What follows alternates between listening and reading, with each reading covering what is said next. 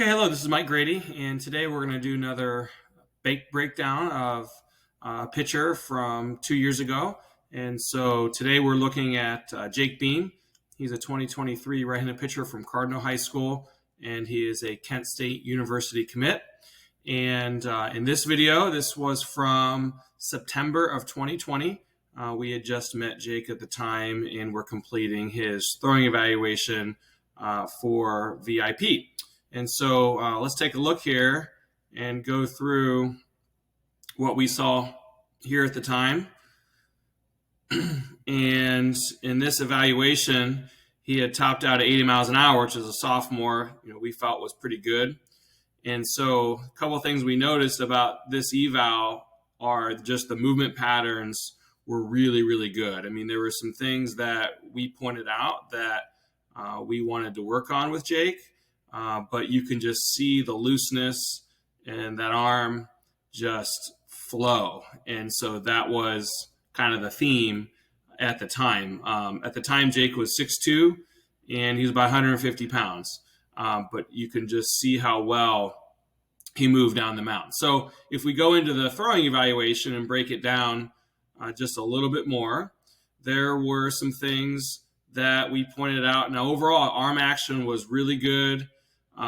Lower body, we felt like his trunk leaked forward just a little bit, but in terms of being able to create separation between the hips and shoulders and be able to throw rotationally, it was a movement that, we don't see very much at that age of kid, and we saw that at the time. So scrolling down, you see that red mark there, and I'm going to point that out here in a second, what we were looking at. And what we were seeing was, let's get back to that video here, what we call the plane of rotation. So is the arm on the plane of rotation? And if we stop here, you can see his shoulder angle in this orientation about, maybe like a 130, 145 slot.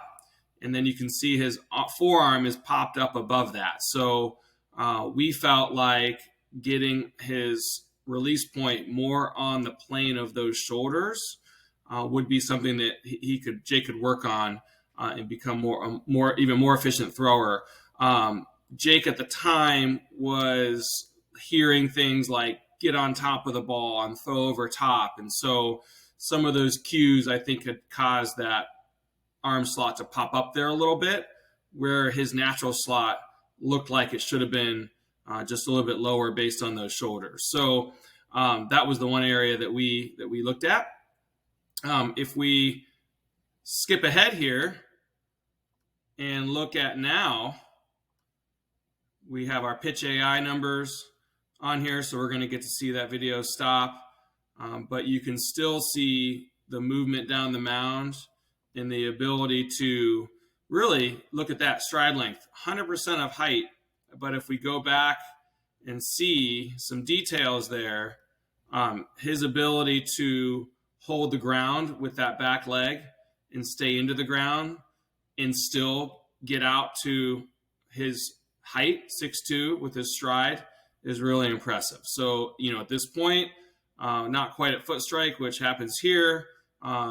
In fact, the video is a little bit early, but once the foot actually gets down, the arm is up, the trunk's stacked, and he is began to rotate. So the ability for Jake to get in the layback, if you can see that, and we saw that external rotation was the same from 2 years ago. So a lot of those elements of, hey, this kid's going to throw hard when we saw him in 2020 came true. In the fall here, the late fall, just starting to get on the mound at 70, 75% effort, Jake's cruising at 88, topping 90. And it looks easy. I mean, there is an easy effort when you see him throw at that low effort. So the dots have gotten connected, and it's been impressive to see how he moves down the mound now that he's 185 pounds. That has made a big difference as well. So if we go from this back view here to the back view now, you're going to see a little bit of difference in terms of the slot. So now if we take the straight line from his hand to the elbow to the shoulders, we're now in a straight line.